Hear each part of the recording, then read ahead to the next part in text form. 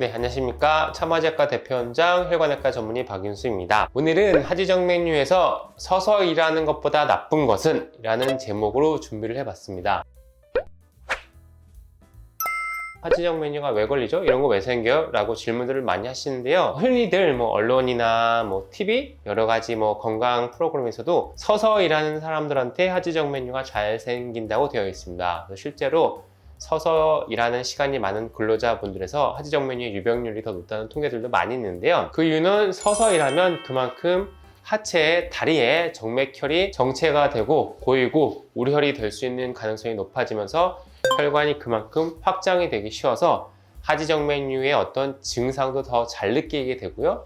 하지정맥류로 인해서 생기는 부종이나 통증이나 또는 혈관 확장이 더 빨리 진행이 될 수가 있기 때문에 서서 일하는 것과 하지정맥류는 밀접한 연관이 있습니다. 오늘의 제목은 서서 일하는 것보다 더 안 좋은 것은? 이라는 제목인데요. 서서 일하는 것만큼 어찌 보면 서서 일하는 것보다도 더 안 좋은 원인이 되는 것이 있습니다. 바로 비만, 과체중이 되겠습니다. 하지정맥류를 일으키는 원인 중에 3대 원인은 유전, 서서 일하는 것, 비만 세 가지라고 볼 수가 있는데요. 사실 유전적인 것은 우리가 어떻게 할 수가 없죠. 유전적인 거는 내가 아무리 안 서서 있고 맨날 쉰다고 하더라도 생길 사람은 생기는 거고요. 서서 일하는 건 역시 사실 하지정맥류 때문에 직업을 바꾸기는 쉽지 않습니다. 그 다음에 인간은 누구나 직립보행을 하기 때문에 하루 시간에 일정 시간 이상은 서서 생활을 할 수밖에 없습니다. 이렇게 유전과 서서 일하는 것에 대해서는 많이들 이제 홍보가 됐고 많은 분들이 알고 계시기 때문에 내가 서서 일해서 생겼나? 우리 엄마 아빠 엄마가 부모님 중에 누가 하지정맥류가 있어서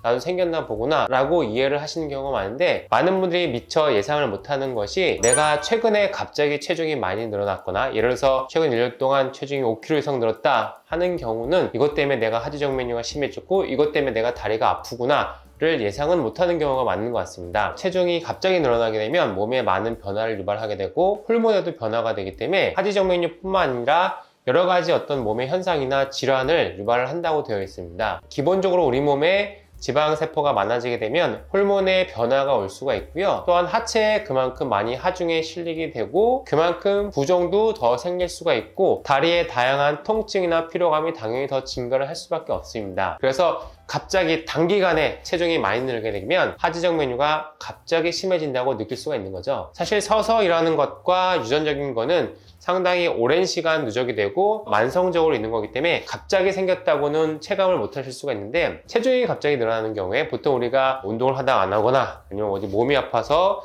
활동량이 줄거나 아니면 겨울철이나 여름철에 야외 활동을 좀 하기 어려워서 체중이 늘어났을 때 갑자기 몸에 변화가 오기 때문에 다리의 통증이나 하지정맥류가 갑자기 악화되는 경우가 실제로 많이 있습니다. 그래서 제가 진료실 현장에서 보면은 최근에 갑자기 한 달 사이에 이번 겨울부터 다리가 유독 아파서 왔어요. 특별히 달라진 건 없어요. 혹시 많이 서서 일을 하셨나요? 최근에 무리를 하셨나요?